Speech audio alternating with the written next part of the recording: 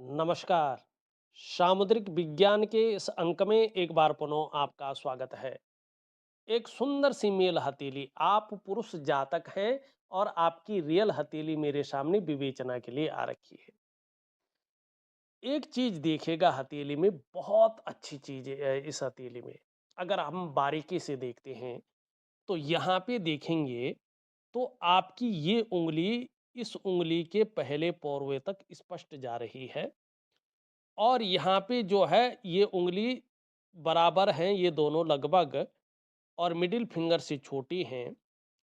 एक समय पे देवगुरु बृहस्पति अपने बुलंद अवस्था में रहा होगा और मस्तिष्क रेखा यहाँ पे बड़ी शार्प, बड़ी सुंदर है और हथेली की आकृति यहाँ पे पूरी तरह से आयताकार है। एक दुर्लभ राजयोग को बताता है ये। अगर ऐसा राजयोग किसी भी व्यक्ति की हथेली में बन रहा हो और समय रहते ये व्यक्ति, ये जातक, चाहे वो महिला हो या पुरुष हो, अपने लक्ष्य का निर्धारण कर ले और अपनी मेहनत को दुगना बढ़ा लें, दुगना कर लें और एकाग्रता से मेहनत करें उस लक्ष्य की ओर बढ़ने के लिए, तो ये राजयोग की प्राप्ति होती है। ऐसे व्यक्ति सरकारी नौकरी या इससे संबंधित क्षेत्रों में कार्य करते हैं, खासकर से बृहस्पति से संबंधित क्षेत्रों में, चाहे वो शिक्षा का क्षेत्र हो, इंजीनियरिंग का क्षेत्र हो, चिकित्सा का हो, मैनेजमेंट का हो, वाणिज्य का हो या कानून का क्षेत्र हो, कुछ मामलों में राजनीति का क्षेत्र हो। ऐसे मामलों में ये व्यक्ति अपने जीवन काल में उत्कृष्ट सेवा प्रदान करते हैं और कहीं ना कहीं कामयाबी के बड़े स्तर को भी छूते हैं। अब इसमें विशेष रोल अदा करते हैं हथेली की आकृति। देखिएगा जरा ढंग से, ये बताता है कि व्यक्ति की हथेली एक दार्शनिक हथेली है, तो एनालिटिकल स्वभाव व्यक्ति का रहेगा, जिज्ञासु प्रवृत्ति का व्यक्ति रहेगा, जिज्ञासाएं व्यक्ति के अंदर बहुत अच्छी रहेंगी और शोध की, अनुसंधान की और रिसर्च की भावना भी रहेगी और बहुत अच्छे गुण तत्व इसमें छुपे हुए रहेंगे। करियर का खासकर मामला देखा जाए तो जिसमें बोलने से बहुत ज्यादा काम चलता हो, शारीरिक मेहनत की जरूरत तो पड़ती हो लेकिन थोड़ा कम पड़ती हो, या जिसमें मस्तिष्क का बहुत ज्यादा प्रयोग किया जाता हो, शारीरिक मेहनत की जरूरत तो पड़ती हो लेकिन उसके मुकाबले कम पड़ती हो, ऐसा करियर ऐसे लोगों के लिए बहुत ज्यादा सुटेबल, बहुत ज्यादा तरक्की देने वाला, बहुत अच्छी उन्नति देने वाला रहता है। और इसके साथ साथ देखिएगा, बड़ा देवीय गुण है भाई, ईश्वर की बहुत बड़ी कृपा आपके ऊपर रही है। यहाँ पे मस्तिष्क रेखा देखिएगा, अगर इसके साथ मनी हथेली जो है आयताकार हो, सुंदर हो और इसके साथ मस्तिष्क रेखा पुष्ट और सुंदर हो, तो ऐसा व्यक्ति का जो बौद्धिक स्तर रहता है वो बड़ा अच्छा रहता है, बहुत इंटेलिजेंट रहता है ऐसा व्यक्ति। ये लोग बहुत ज्यादा विवेकवान होते हैं और अपने विवेक से हर समय कुछ ना कुछ सकारात्मक सोचने वाले होते हैं। ऐसे लोग मस्तिष्क से कार्य करने वाले होते हैं। आप कह सकते हैं उच्च पदस्थ अधिकारी, सरकारी नौकरी या इससे संबंधित क्षेत्र में ऐसे लोग कार्य करने वाले होते हैं। अब ये सब दिखा रहा है, आप भी, मेरे को लगता है सरकारी अधिकारी जरूर हैं। आपने जो लिखा हुआ है कि आपकी सेवा 2 साल और बढ़ा दी गई है, तो इसका मतलब जो है सरकारी अधिकारी है और ये बुद्धादित्य राजयोग के साथ साथ एक अलग राजयोग भी बन रहा है। अब सेवा कहाँ ज्यादा सफल होगी, किन क्षेत्रों में होगी, ये मैंने बता दिया है। आपने क्षेत्र तो नहीं लिखा, लेकिन जैसा बृहस्पति है, मैं यही सोच रहा हूं यही क्षेत्र होने वाले हैं, सर्विस सेक्टर। अब यहाँ पे जीवन रेखा देखो, ये जीवन रेखा इस प्रकार से आपको दिखाई देगी और यहाँ से दो भागों में विभक्त दिखाई देगी। बहुत लंबा जो है इसमें, ये जो दूसरा भाग है वो बड़ा लंबा है, ठीक है ना, दो मुखी है ये रेखा और चंद्रमा से सीधा प्रभावित हो रही है, केतु से सीधा प्रभावित हो रही है और ये पीछे की ओर इस प्रकार से जा रही है। इसका मतलब क्या है, परिवार के प्रति व्यक्ति बड़ा समर्पण की भावना रखता है, समर्पित है परिवार के प्रति, बहुत केयर करता है अपने परिवार की।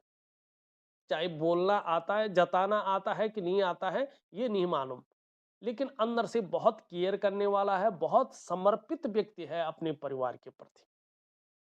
ये दो भागों में विभक्त चंद्रमा से प्रभावित होने वाला है। इसका मतलब क्या है कि जन्म स्थान से दूर व्यक्ति ने उन्नति की है, और ऐसे लोग अपने जन्म स्थान से दूर ही उन्नति करते हैं। जन्म स्थान में रहकर बहुत कम लोग ऐसे उन्नति कर पाते हैं, एक साधारण व्यक्ति बन के रह जाते हैं। और जन्म स्थान से जितना दूरी पे रहेंगे उतनी ज्यादा उन्नति और कामयाबी ऐसे लोगों को प्राप्त होती है। और ज्यादातर चंद्रमा का सीधा प्रभाव पड़े तो व्यक्ति विदेशों में जो है सरकारी सेवा करता है, चाहे भारत की तरफ से हो, लेकिन विदेशों में अपॉइंटमेंट रहता है व्यक्ति का, वहां सेवा करता है। ठीक। और केतु का प्रभाव पड़ता है, दो चीजों को बताता है, तीन चीजों को। एक तो बताता है कि जैसे जैसे व्यक्ति की उम्र बढ़ रही है, व्यक्ति बहुत अच्छा धार्मिक और आध्यात्मिक प्रवृत्ति का हो रहा है। और दूसरा ये बताता है कि व्यक्ति का जो जन्म लेने का मुख्य उद्देश्य है, मुक्ति की प्राप्ति करना, व्यक्ति मोक्ष की तरफ जा रहा है। तीसरा ये बताता है कि कहीं न कहीं व्यक्ति का जो प्रारंभिक दौर रहा होगा, निश्चित तौर पे वो थोड़ा संघर्ष से युक्त रहा होगा। उतार चढ़ाव जरूर झेले होंगे। कई बार व्यक्ति ने अस्थिरता का सामना भी किया होगा, ये स्पष्ट बताता है। लेकिन उसी संघर्ष के बलबूते व्यक्ति ने हर सुख को पाया है, हर सुख का भोग भी किया है, ये भी स्पष्ट बताता है। ये बहुत अच्छी रेखा यहाँ पे दिखाई दे रही है। अब एक और चीज है, देखिएगा जीवन में जब घटनाएं घटती है ना, तो उससे पहले व्यक्ति की हथेली में वो लकीरें उभरनी शुरू हो जाती, वो लक्षण उभरने शुरू हो जाते हैं। और ऐसे ही नहीं कह रहा हूं, इसमें हमारा पौराणिक ग्रंथ सामुद्रिक विज्ञान प्रमाण देता है, जो समुद्र ऋषि ने लिखा है। वो कहता है, जनने प्रबल्लो यस्य राजयोगो भवेद्यदि करे वा चरणो वश्यम राज चिन्हम प्रजायते। जब ये इन जातकों ने, ये अति विशिष्ट हथेली है, जैसे हथेली में दिख रहा है, जब इन्होंने जन्म लिया होगा तो उस समय कोई ना कोई राजयोग चल रहा था। और जब इनका भाग्योदय का समय नजदीक आया तो करे वा चरणों वशम राज चिन्हम प्रजायते, इनके हाथ या पैर में निश्चित रूप से राज चिन्ह उभरने शुरू हो गए थे, और इनको उसका 100% फायदा मिला है। देखिए शास्त्र जो प्रमाण देता है, एक एक श्लोक बड़ी शोध रिसर्च और अनुसंधान से हमारे ऋषियों ने लिखे हुए हैं, अपने को पूरी तरह से खपा के, चीजों को प्रैक्टिकल रूप से देख के।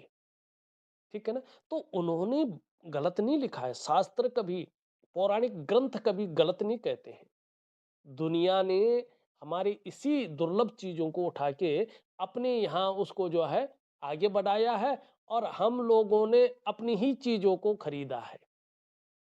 अरे अपने शास्त्रों को पढ़ो, क्या है उस पे विचार करो, और उसको आधुनिक तरीके से जानो, और वैज्ञानिक दृष्टि से उसको देखने की कोशिश करो, तो आपको सब कुछ नजर आ जाता है। अब यहाँ पे तीसरी चीज देखिएगा, आपका अंगूठा किससे प्रभावित है। देखिएगा अंगूठा होता है आपके शुक्र से प्रभावित। ये इसको कलात्मक ग्रह कहते हैं। और हमारी हथेली में बैठने वाले ये सेकंड आचार्य कहे जाते हैं, ये दैत्य गुरु हैं, शुक्राचार्य जी, दैत्यों के गुरु। लेकिन भगवान शंकर के सबसे प्रिय शिष्यों में से एक हैं ये। कहें तो सबसे प्रिय शिष्य शुक्राचार्य जी ही है। बहुत बड़ी विद्वान हैं, गुरु हैं। देखिए कला है, सौंदर्य है, और सुंदरता है। इन सब चीजों के लिए और एक सुखद जीवन जीने के लिए हथेली में इसका पुष्ट होना जरूरी है।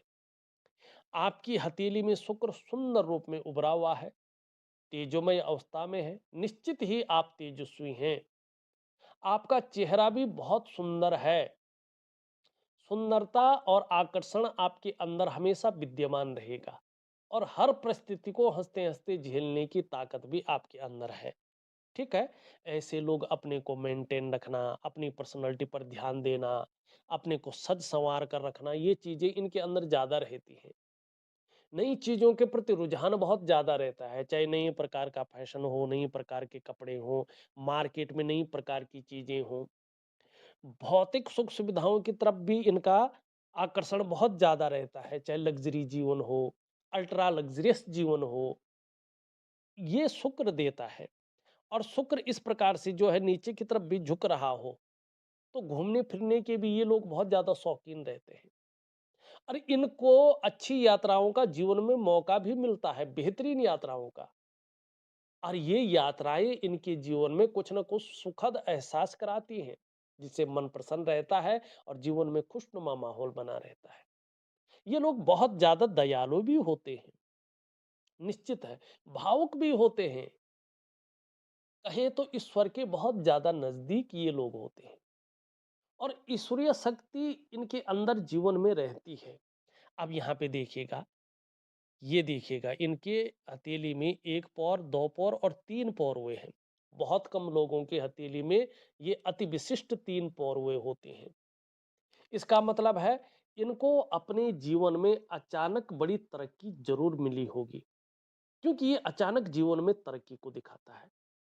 धन की जगह ये नहीं कहूँगा कि अरबों का पैसा मिला होगा, लेकिन इतना ज़रूर मिला है कि सम्मान सहित ये अपने जीवन को प्रतिष्ठित तरीके से रखें। धन है, प्रतिष्ठा बहुत अच्छी मिली है, मान-सम्मान ये सभी चीज़ों में बढ़ोतरी को दिखाता है। ऐसे व्यक्ति निर्धन नहीं होते हैं, ऐसे व्यक्ति गरीब नहीं होते हैं। लेकिन एक समय ऐसा आता है कि जब व्यक्ति बहुत ज़्यादा ऊँचाइयों पे चढ़ रहा होता है, तो इनके अंदर ईगो प्रॉब्लम भी आती है।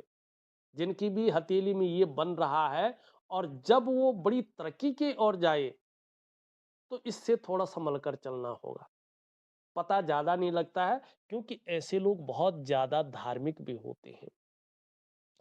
धर्म कर्म के कार्यों में बढ़-चढ़ कर हिस्सा लेने वाले होते हैं। दान और पुण्य से संबंधित चीज़ों में ये बहुत अच्छा दिखाता है। खासकर धन के लिए ऐसा अंगूठा बहुत अच्छा माना गया है और व्यवसाय इत्यादि चीज़ों को भी दिखाता है। अगर ऐसा व्यक्ति अपना बिज़नेस करे, तो व्यवसाय में विशेष प्रकार की सफलता को भी ये यहाँ पे दिखाता है। बहुत अच्छी चीज़ें हैं। कुछ विशिष्ट चीज़ थी हथेली में जो मैंने आपको बताया है। अब एक और विशिष्ट चीज़ बताता हूँ, फिर आपके सवाल ले लेता हूँ। ठीक है?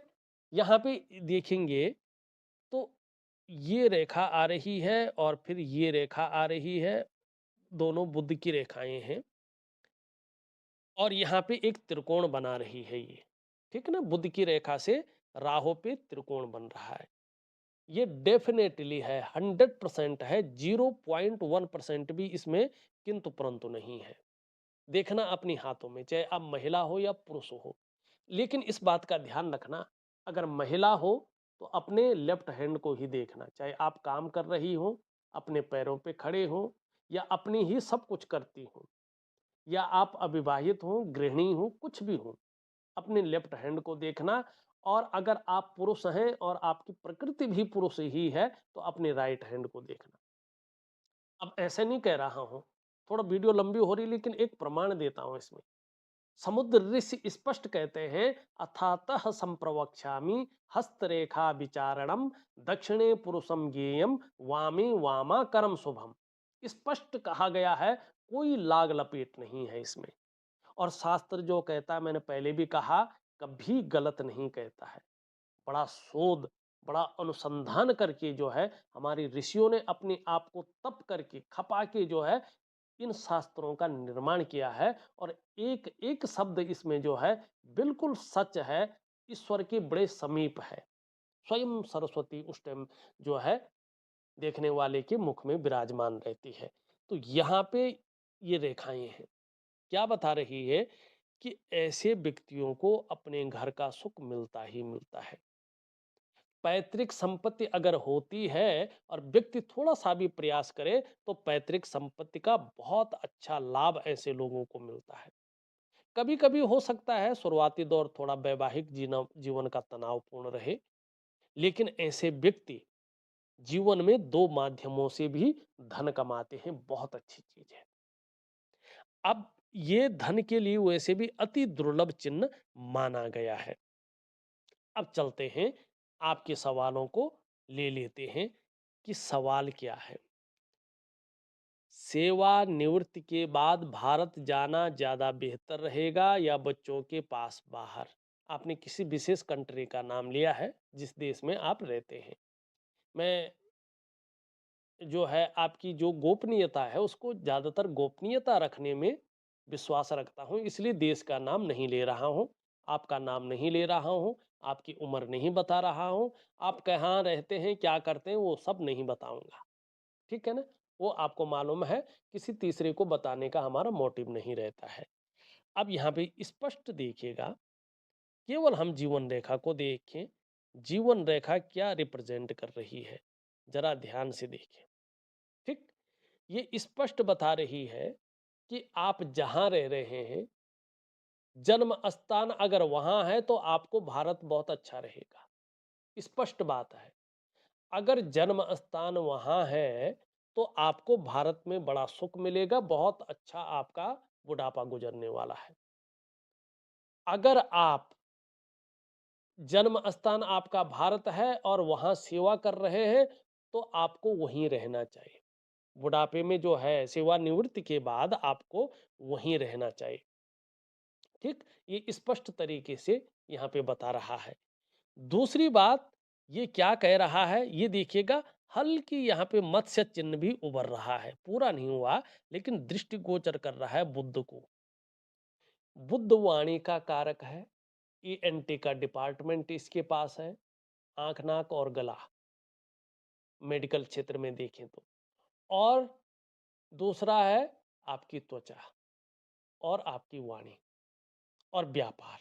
तो ये क्या कह रहा है कि आगे चलकर इन चीज़ों में बढ़ोतरी होगी। हो सकता है आप छोटा-मोटा व्यापार भी वहाँ शुरू कर सकते हैं और एक से ज़्यादा क्षेत्रों से धन अर्जन कर सकते हैं। आपको बाहर रहना ही बहुत अच्छा रहेगा, अगर जन्म आपका भारत में हुआ है तो। दूसरा बहुत महत्वपूर्ण प्रश्न है आपका।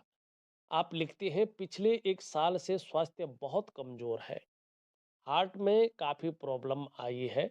अब जाके थोड़ा स्टेबल हुआ हूँ, लेकिन डर बना रहता है कुछ हो ना जाए। इसका कारण क्या है? 3 स्थिति हथेली में दिखाई दे रही है। ये रेखा देखिएगा, ये आपकी स्वास्थ्य, आरोग्य और तंदुरुस्ती को बताती है कुछ मामलों में। यहाँ पे देखेंगे तो ये वाला भाग बहुत ज़्यादा जो है एकरूपता खो चुका है।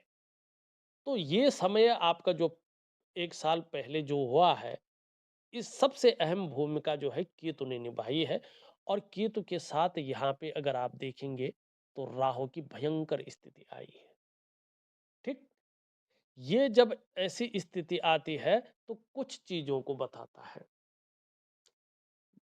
ये सबसे पहला प्रभाव देता है आपकी नौकरी में या आपके व्यवसाय में। नौकरी में बहुत ज्यादा अड़चनें आती हैं या व्यक्ति नौकरी से हाथ धो लेता है, या व्यापार कर रहा हो तो एकाएक व्यापार में उतार चढ़ाव बढ़ जाता है या व्यापार खत्म कर लेता है। अगर ये नहीं किया इसने, इसके लक्षण देखिएगा आप, जब भी ये बनता है, अगर ये नहीं किया मानो, तो फिर ये क्या करता है, धन का नुकसान एकाएक करा लेता है, व्यक्ति को कर्जे के दलदल में फंसा लेता है और फिर उससे बाहर निकलना मुश्किल हो जाता है। अगर ये भी नहीं किया है, फिर क्या करेगा ये, आपको किसी न किसी वाद विवाद में फंसा लेगा, करा किसी ने भरा किसी ने, और फिर कोर्ट कचहरी का मामला बनाएगा। चप्पलें घिस जाती हैं लेकिन व्यक्ति कोर्ट कचहरी के मामले से बाहर नहीं आता है। अगर ये सब कुछ नहीं किया इसने, या मामूली किया, बहुत मामूली, फिर ये रहस्यमयी बीमारी देता, जैसे आपने हार्ट की प्रॉब्लम बताई ना, ये इसी की देन है, राहु की देन। 18 महीने तक ये अपना बहुत तीव्र प्रभाव रखता है, एक झोंक, एक आंधी की तरह आता है। इसके वेग को उस समय संभालना बहुत ज्यादा मुश्किल होता है और ये धड़ाम से जो है चकनाचूर चीजों को कर लेता है। ठीक? तो रहस्यमय बीमारी देता है, पता नहीं चलता है कि बीमारी आई कहाँ से है, कभी-कभी बीमारी का पता नहीं लग पाता है कि बीमारी है क्या, इसका इलाज है क्या, और बीमारी लंबी चलती है। ठीक? अब आपको यही हुआ है। अब देखिएगा इसके साथ क्या लक्षण बने हैं। देवगुरु बृहस्पति इसने देवगुरु बृहस्पति को क्या कर दिया, अपने ग्रास में डाल दिया, कमजोर कर लिया, और देवगुरु बृहस्पति ने शनि की तरफ दृष्टिगोचर कर लिया। और यहाँ पे जो है शनि भी बहुत अच्छी स्थिति में नहीं आया। तो गुरु चांडाल योग या काल सर्प योग का निर्माण इसने किया है, और इसके कारण आपका स्वास्थ्य बहुत ज्यादा डगमगाया, रहस्यमयी बीमारी हुई, बहुत धन का खर्च हुआ, आपका नुकसान हो गया, जो है डर पैदा हो गया, वहम पैदा हो गया, और प्रैक्टिकल रूप से इसने बड़ा जो है आपको बीमारी दे दी, और आगे भी ये मनोबल को लगातार तोड़ रहा है। लेकिन एक चीज जरूर है, इसका 18 महीने गुजर गए हैं, तो आपको घबराने की जरूरत नहीं है। अब क्या करना है आपने देखिएगा, ये किसको ग्रसित कर रहा है, देवगुरु बृहस्पति को, आचार्य देवगुरु बृहस्पति, ये फैमिली का हेड होता है, इसी को सबसे पहले ये गिराता है। क्योंकि ये क्या है, ये ज्ञान के आचार्य हैं, ये रीति रिवाजों के, कर्तव्यों के, बोध के और अनुशासन के आचार्य हैं। ठीक है ना।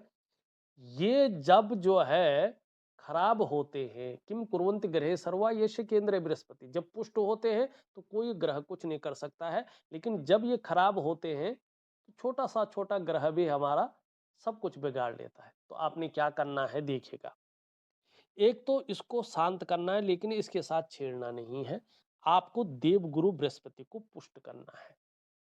जब देवगुरु बृहस्पति बहुत बलिष्ठ अवस्था में आ जाएंगे तो ये अपने आप शांत हो जाएगा। ठीक।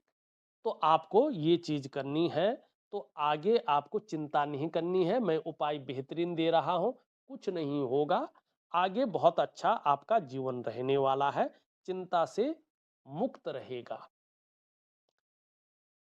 ठीक है ना, मुक्त हो जाएगा चिंता से, और स्टेबल की स्थिति स्वास्थ्य में बहुत अच्छी रहेगी, आप चिंता मत करिएगा।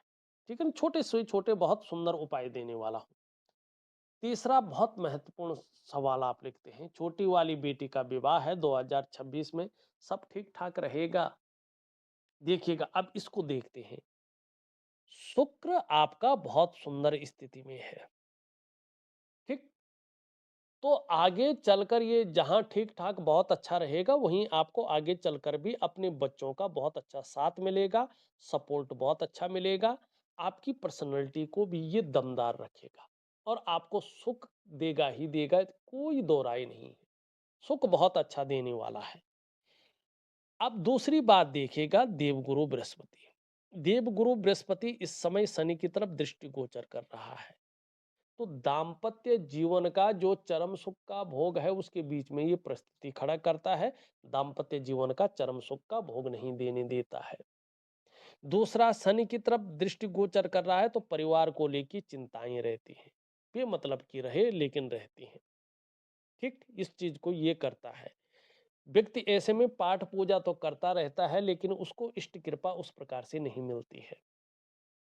एक तीसरी बात देखिएगा, कहीं न कहीं जो है ये जब शनि की तरफ दृष्टिगोचर कर रहा होता है, जैसे समय और शनि यहाँ पे उभरा हुआ होता है, तो बेवजह की चिंताओं को देता है, या कुछ ऐसी वजहें बना लेता है जो आपके तनाव को बढ़ाए और सुबह उठने में आलस्य देता है। तो आप चिंता मत करें, मैं कुछ उपाय दे रहा हूं, उनको जरूर करें, आपको लाभ होगा। धार्मिक भावनाएं बहुत अच्छी रहेंगी, ईश्वर में विश्वास बना रहेगा, और अपने आराध्य के प्रति भी समर्पण की भावना रहेगी। कैसी भी परिस्थिति हो, ईश्वर से विश्वास नहीं उठेगा, ईश्वर में विश्वास अनवरत बना रहेगा। यहाँ पे देखेंगे, आप बहुत अच्छे कामयाब तो होंगे, लेकिन बहुत ज्यादा मेहनत परिश्रम करने के बाद ही चीजों में आपको सफलता मिलती है। यश पाने की इच्छा, नेम फेम पाने की इच्छा, और अपने कार्यों में विस्तार और फैलाव पाने की इच्छा हमेशा बनी रहती है। धन और यश की भूख रहती है, पैसा और सम्मान जीवन के लिए बहुत जरूरी है, इसको आप समझते हैं, और आपका लक्ष्य भी ज्यादातर यही रहता है, इसमें भी दो राय नहीं है। धन कमाने की ललक बहुत अच्छी रहती है और इसका लाभ भी आपको मिलने वाला है। ये इसके पहले पोर्वे तक पहुंच रही है। बहुत उत्कृष्टता इस हथेली को कहा जाता है। दो कारणों से आप अपने जीवन काल में सफल हुए हैं और आगे भी होते जाएंगे। पहला, अपने बलबूते पे कुछ करने वाला गुण आपके अंदर विद्यमान है और इस सर्वश्रेष्ठतम गुण के कारण आप सफल हुए हैं और होंगे भी। दूसरा, आपकी कम्युनिकेशन स्किल्स बहुत बेहतरीन है और इस कम्युनिकेशन स्किल्स के बेहतरीन होने से आप अपने जीवन काल में बड़ी सफलता की ओर बढ़े हुए हैं। एक सुखद जीवन जीने की चाह बनी हुई है और सुखद जीवन जीने के लिए प्रयत्नशील व्यक्तित्व भी दिखाई दे रहा है। बड़ा शार्प माइंडेड है। बहुत बुद्धिमत्ता वाले गुण आपके अंदर है। गूढ़ ज्ञान की स्थिति भी दिखाई दे रही है।